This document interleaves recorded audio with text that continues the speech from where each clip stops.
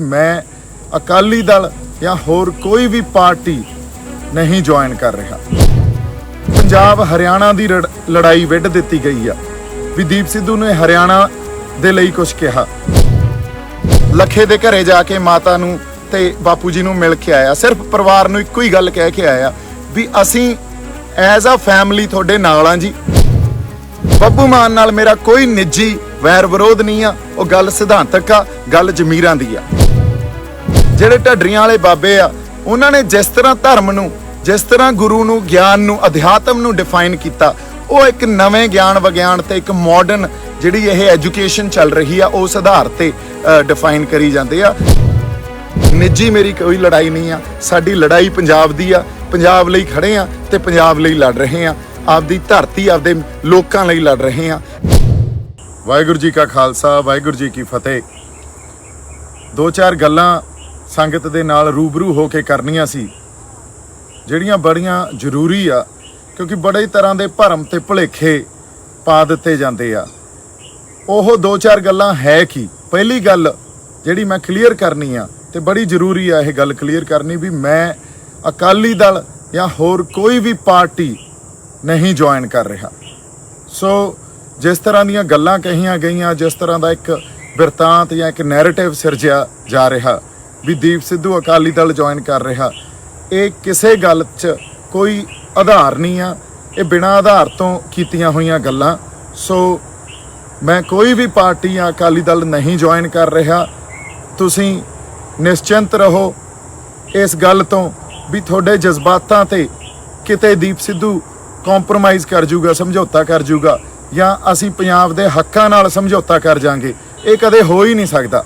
सिद्धांतक लड़ाई लड़ रहे हैं आपां ते आपदे सिद्धांतां ते पंजाब दे हक्कां नाल कदे भी समझौता नहीं करांगे। दूजी गल जिहड़ी बहुत जरूरी है, एक पंजाब हरियाणा की लड़ाई विढ़ दी गई आ भी दीप सिद्धू ने हरियाणा दे लई कुछ कहा।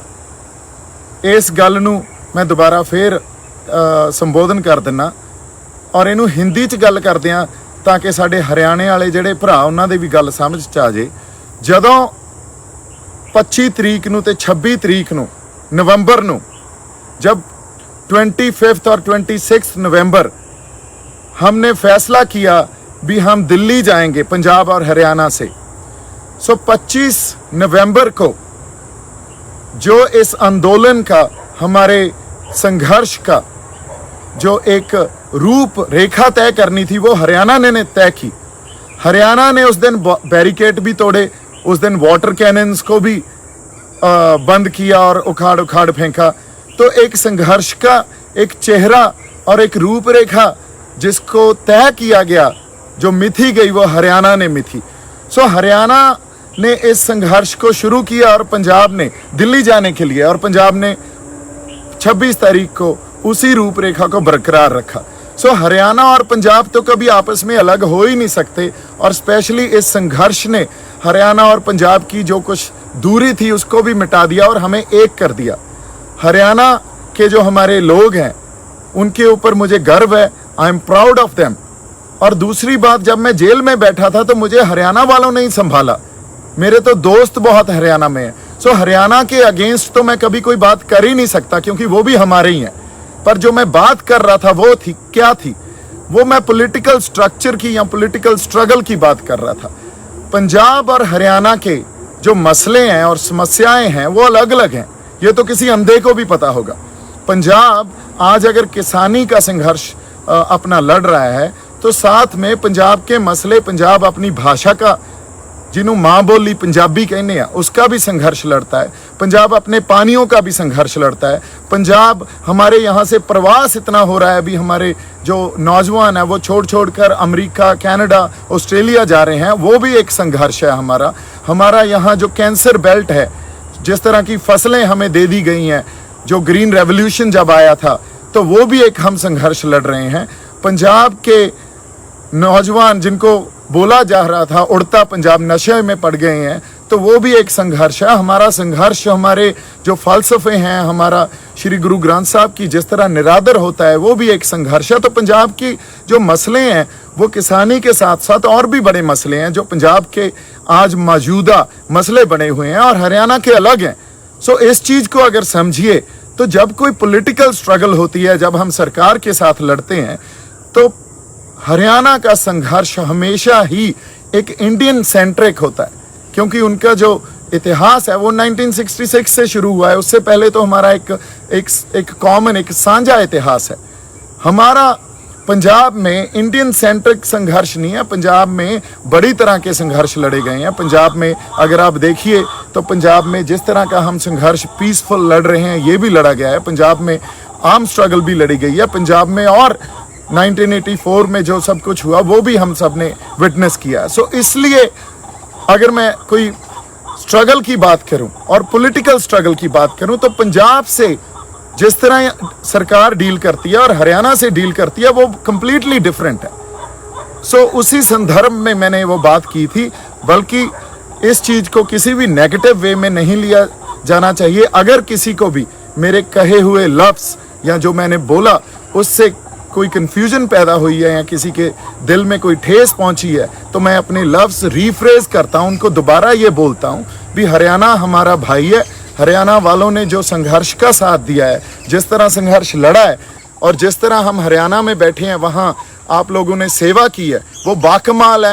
आई am really proud of all of you. हमारी जो एक सांझ है, हमारा प्यार है, वो बड़ा ही उसको हमें और ज़्यादा परपक्व और गूढ़ा, इसको क्या बोलते हैं, गहरा करना है। सो इसलिए इस चीज़ को कम्प्लीटली इग्नोर किया जाए। मेरे जो लफ्ज़ थे, अगर किसी तरह भी आपके दिल में उसकी ठेस पहुंची है, तो I am really you know I apologise and I take it back.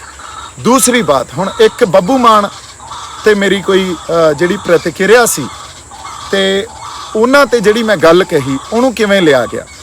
ਅਸੀਂ ਜਦੋਂ ਸੰਘਰਸ਼ ਲੜ ਰਹੇ ਹਾਂ ਤੇ ਪੰਜਾਬ ਦੀ ਖਾਤਰ ਤੁਰੇ ਹਾਂ, ਉੱਥੇ ਆਪਾਂ ਨਿੱਜੀ ਵੈਰ ਵਿਰੋਧ ਤਾਂ ਨਹੀਂ ਪਾਲ ਕੇ ਤੁਰੇ ਨਾ। ਇਹ ਤਾਂ ਬਹੁਤ ਛੋਟੀ ਗੱਲ ਹੁੰਦੀ ਆ, ਇਹ ਬੜੀ ਛੋਟੀ ਗੱਲ ਹੁੰਦੀ ਆ ਵੀ ਅਸੀਂ ਨਿੱਜੀ ਵੈਰ ਵਿਰੋਧ ਪਾਲ ਕੇ ਤੇ ਇੱਕ ਦੂਜੇ ਦੇ ਖਿਲਾਫ ਬਿਆਨਬਾਜ਼ੀ ਕਰਨ ਲੱਗ ਜਾਈਏ। ਨਹੀਂ, ਮੇਰਾ ਬੱਬੂ ਮਾਨ ਉਹਨਾਂ ਨਾਲ ਕੋਈ ਵੀ ਨਿੱਜੀ ਵੈਰ ਵਿਰੋਧ ਨਹੀਂ ਆ। ਨਿੱਜ ਤੇ ਜਾਂ ਪਰਸਨਲੀ ਮੈਂ ਉਹਨਾਂ ਦੀ ਇੱਜ਼ਤ ਕਰਦਾ, ਪਰ ਜਦੋਂ ਸਿਧਾਂਤਕ ਗੱਲ ਆਉਂਦੀ ਆ, ਸਿਧਾਂਤਕ ਗੱਲ ਕੀ ਆ, 26 ਤਰੀਕ ਨੂੰ ਉਹਨਾਂ ਨੇ ਕਿਹਾ, ਜਦੋਂ ਮੈਂ ਆਪਦੇ ਮੇਰੇ ਜਿਹੜੇ ਮਾਂ-ਬਾਪ ਉਹ ਮੈਨੂੰ ਦੁੱਖ ਹੋਇਆ ਜਾਂ ਉਦੋਂ ਮੈਂ ਜੋ ਰੋਇਆ, ਜਦੋਂ ਇਸ ਦੁਨੀਆ ਨੂੰ ਛੱਡ ਕੇ ਚਲੇ ਗਏ, 26 ਤਰੀਕ ਨੂੰ ਮੈਂ ਉਵੇਂ ਹੀ ਰੋਇਆ। ਹੁਣ ਤੁਸੀਂ ਇੱਕ ਗੱਲ ਨੂੰ ਸਮਝੋ, 26 ਤਰੀਕ ਨੂੰ ਹੋਇਆ ਕੀ ਸੀ? 26 ਤਰੀਕ ਨੂੰ ਤਾਂ ਇੱਕ ਜੋ ਨਿਸ਼ਾਨ ਸਾਹਿਬ ਦੇ ਉਲਟ ਸਾਡੇ ਉਸ ਚਿੰਨ੍ਹ, ਜੋ ਸਾਡਾ ਸੱਭਿਆਚਾਰਕ ਚਿੰਨ੍ਹ ਵੀ ਆ, ਸਾਡਾ ਧਾਰਮਿਕ ਚਿੰਨ੍ਹ ਵੀ ਆ, ਸਾਡਾ ਸਭ ਕੁਛ ਹੀ ਉਹ ਆ, ਉਹਦੇ ਉਲਟ ਇੱਕ ਬਿਰਤਾਂਤ, ਇੱਕ ਨੈਰੇਟਿਵ ਸਿਰਜਿਆ ਗਿਆ ਵੀ ਯਾਰ ਇਹ ਤਾਂ ਬਹੁਤ ਗਲਤ ਹੋ ਗਿਆ ਤੇ ਸਭ ਕੁਛ ਜਿਹੜੇ ਬੰਦੇ ਲਾਲ ਕਿਲੇ 'ਚ ਗਏ ਉਹ ਤਾਂ ਗੁੰਮਰਾਹ ਕੀਤੇ ਹੋਏ ਲੋਕ ਸੀ, ਉਹਨਾਂ ਨੂੰ ਜਿਵੇਂ ਕੁਛ ਪਤਾ ਹੀ ਨਹੀਂ ਸੀ।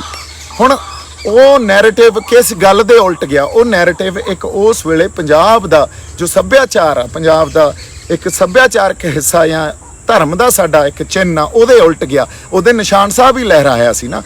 ਹੁਣ ਜਦੋਂ ਤੁਸੀਂ ਕੁਝ ਬਿਆਨ ਦਿੰਦੇ ਹੋ, ਲੋਕਾਂ ਨੂੰ ਇਹ ਨਹੀਂ ਪਤਾ ਹੁੰਦਾ ਤੁਹਾਡੇ ਮਨ 'ਚ ਕੀ ਆ, ਲੋਕਾਂ ਨੂੰ ਇਹ ਗੱਲ ਦਾ ਨਹੀਂ ਪਤਾ। ਲੋਕਾਂ ਨੇ ਤਾਂ ਤੁਹਾਡੇ ਬਿਆਨ ਨੂੰ ਸਮਝਣਾ ਹੁੰਦਾ, ਤੇ ਉਹਦੀ ਸਿੱਧੀ ਸਮਝ ਹੀ ਐਂ ਆਈ ਵੀ ਤੁਸੀਂ ਜੋ ਗੱਲ ਕਹੀ ਆ 26 ਤਰੀਕ ਨੂੰ ਜਿਹੜਾ ਨਿਸ਼ਾਨ ਸਾਹਿਬ ਚਲਾਇਆ ਗਿਆ, ਉਹਦੇ ਉਲਟ ਗੱਲ ਕਹੀ ਆ। ਕਿਉਂਕਿ ਇੱਕ ਗੱਲ ਅਸੀਂ ਯਾਦ ਰੱਖੀਏ ਹਮੇਸ਼ਾ, a man will always be judged through his conduct, his subsequent conduct and his posturing. ਇਹਦਾ ਮਤਲਬ ਕੀ ਆ?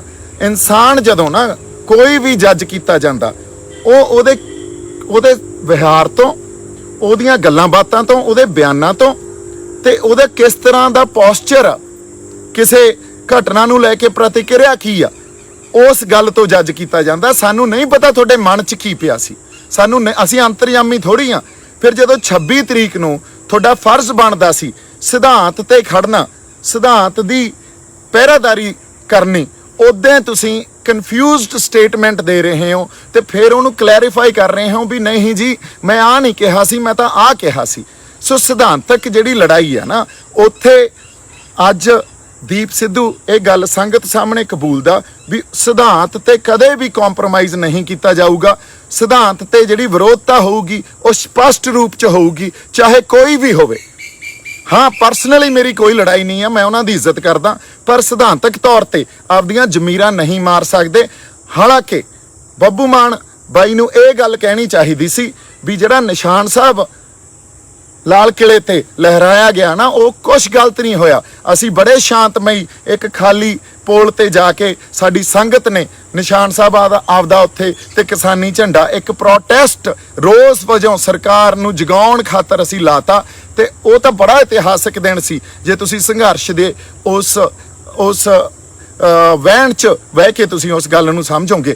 ਹੋਰ ਬੜੀ ਗੱਲ ਆ ਵੀ ਬੜੇ ਲੋਕ ਇਹ ਸੋਚਦੇ ਆ ਵੀ ਬੜਾ ਵੱਡਾ ਨੁਕਸਾਨ ਹੋ ਜਾਣਾ ਸੀ। ਨਹੀਂ, ਨੁਕਸਾਨ ਤਾਂ ਉਸ ਗੁਰੂ ਸਾਹਿਬ ਨੇ ਜਦੋਂ ਸਾਡੀ ਅੰਗ ਸੰਗ ਸਹਾਈ ਆ, ਸਾਨੂੰ ਉਸ ਨੁਕਸਾਨ ਤੋਂ ਤਾਂ ਬਚਾਇਆ ਨਾ। ਨਹੀਂ ਹੋਇਆ ਇਹਦਾ ਮਤਲਬ ਉਹ ਗੁਰੂ ਦੀ ਰਜ਼ਾ 'ਚ ਹੀ ਸਭ ਕੁਝ ਚੱਲ ਰਿਹਾ ਸੀ। ਨੁਕਸਾਨ ਤਾਂ ਬਹੁਤ ਹੋਰ, ਅਸੀਂ ਜਿਸ ਤਰ੍ਹਾਂ 26 ਨਵੰਬਰ ਨੂੰ ਗਏ ਸੀ, ਫਿਰ 26 ਜਨਵਰੀ ਤੱਕ ਉੱਥੇ ਬੈਠੇ ਸੀ, ਕਦੇ ਵੀ ਹੋ ਸਕਦਾ ਸੀ ਸਾਡਾ।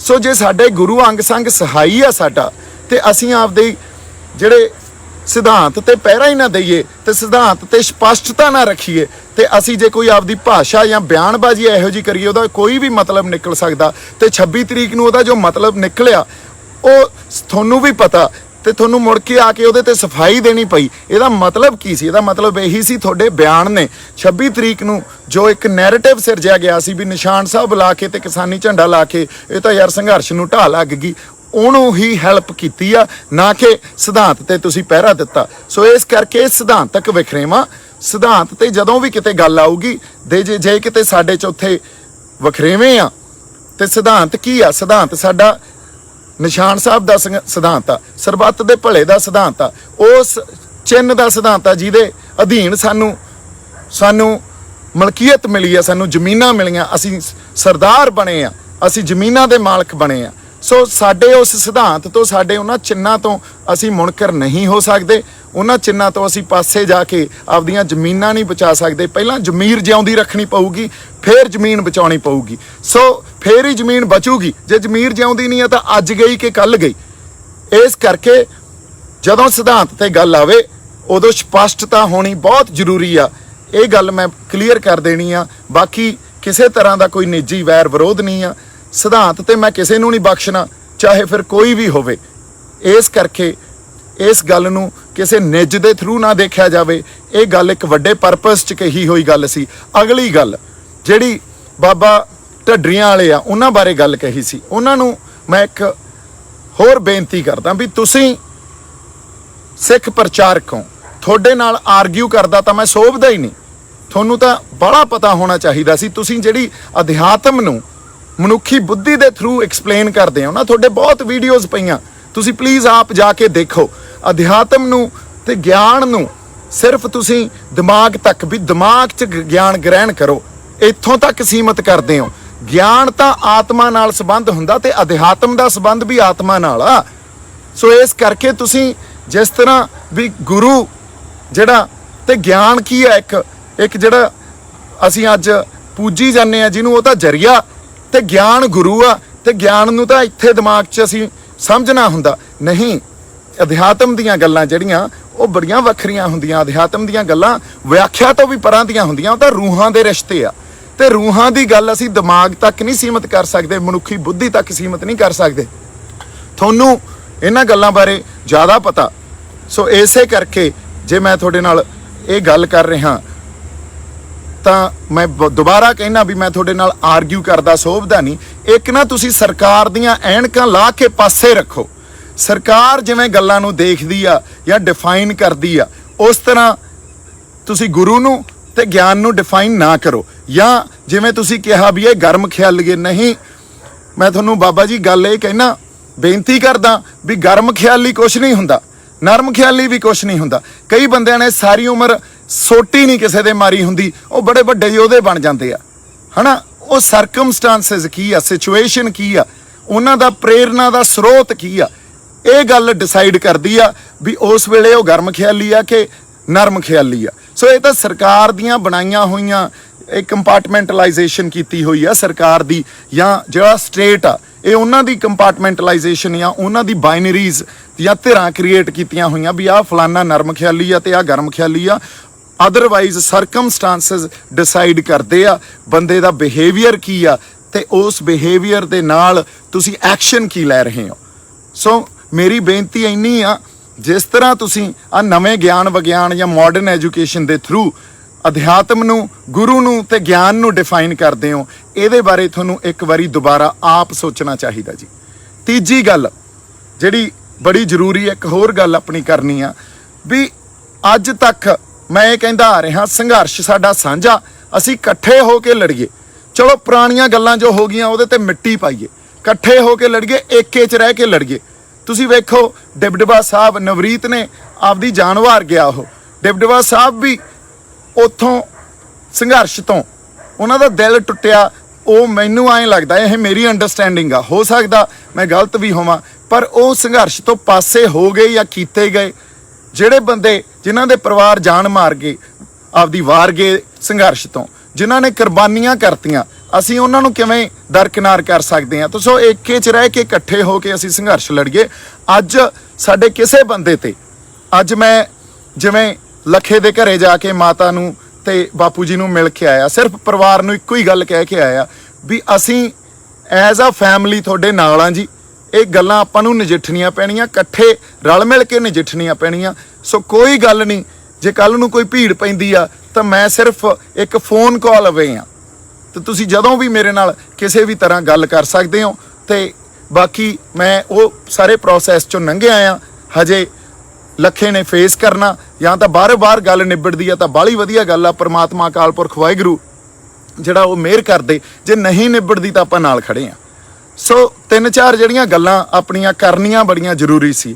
ਇੱਕ ਤਾਂ ਮੈਂ ਕੋਈ ਪਾਰਟੀ ਨਹੀਂ ਜੁਆਇਨ ਕਰ ਰਿਹਾ, ਦੂਜਾ ਹਰਿਆਣੇ ਤੇ ਪੰਜਾਬ 'ਚ ਬਹੁਤ ਗੂੜੀ ਸਾਂਝ ਆ, ਤੇ ਉਸ ਸਾਂਝ ਨੂੰ ਅਸੀਂ ਹੋਰ ਗੂੜਾ ਕਰਨਾ। ਅਸੀਂ ਇੱਕ ਦੂਜੇ ਦੇ ਪੂਰਕ ਆ, ਇੱਕ ਦੂਜੇ ਤੋਂ ਵੱਖ ਨਹੀਂ ਹੋ ਸਕਦੇ ਕਦੇ ਵੀ। ਤੇ ਸਾਨੂੰ ਹਰਿਆਣੇ ਵਾਲੇ ਬਾਈਆਂ ਤੇ ਸਾਡਿਆਂ ਤੇ ਮਾਣ ਆ ਤੇ ਹਮੇਸ਼ਾ ਹੀ ਰਹੂਗਾ। ਤੀਜਾ, ਬੱਬੂ ਮਾਨ ਨਾਲ ਮੇਰਾ ਕੋਈ ਨਿੱਜੀ ਵੈਰ ਵਿਰੋਧ ਨਹੀਂ ਆ, ਉਹ ਗੱਲ ਸਿਧਾਂਤਕ ਆ, ਗੱਲ ਜ਼ਮੀਰਾਂ ਦੀ ਆ। ਉਹ ਜਦੋਂ ਬਿਆਨ ਦੇਣ ਤਾਂ ਉਹ ਡਟ ਕੇ ਸਪਸ਼ਟ ਰੂਪ 'ਚ ਬਿਆਨ ਦੇਣ। ਤੁਸੀਂ ਆਪ ਇਸ ਗੱਲ ਦਾ ਫੈਸਲਾ ਕਰ ਸਕਦੇ ਹੋ ਜੇ ਮੈਂ ਕੋਈ ਗਲਤ ਗੱਲ ਕਹੀ ਹੋਵੇ। ਚੌਥੀ, ਜਿਹੜੇ ਢੱਡਰੀਆਂ ਵਾਲੇ ਬਾਬੇ ਆ, ਉਹਨਾਂ ਨੇ ਜਿਸ ਤਰ੍ਹਾਂ ਧਰਮ ਨੂੰ, ਜਿਸ ਤਰ੍ਹਾਂ ਗੁਰੂ ਨੂੰ, ਗਿਆਨ ਨੂੰ, ਅਧਿਆਤਮ ਨੂੰ ਡਿਫਾਈਨ ਕੀਤਾ, ਉਹ ਇੱਕ ਨਵੇਂ ਗਿਆਨ ਵਿਗਿਆਨ ਤੇ ਇੱਕ ਮਾਡਰਨ ਜਿਹੜੀ ਇਹ ਐਜੂਕੇਸ਼ਨ ਚੱਲ ਰਹੀ ਆ ਉਸ ਆਧਾਰ ਤੇ ਡਿਫਾਈਨ ਕਰੀ ਜਾਂਦੇ ਆ। ਪਰ ਇਹ ਗੱਲਾਂ ਜਿਹੜੀਆਂ, ਇਹ ਰਮਜ਼ਾਂ ਜਿਹੜੀਆਂ, ਇਹਨਾਂ ਨੂੰ ਸਮਝਣ ਵਾਸਤੇ ਮੈਨੂੰ ਐਂ ਲੱਗਦਾ ਵੀ ਉਹ ਵਾਕਈ ਕੋਈ ਬ੍ਰਹਮ ਗਿਆਨੀ ਹੀ ਵਿਆਖਿਆ ਕਰ ਸਕਦਾ, ਸਾਡੇ ਕਿੱਥੇ ਵੱਸ ਦੀ ਗੱਲ ਆ।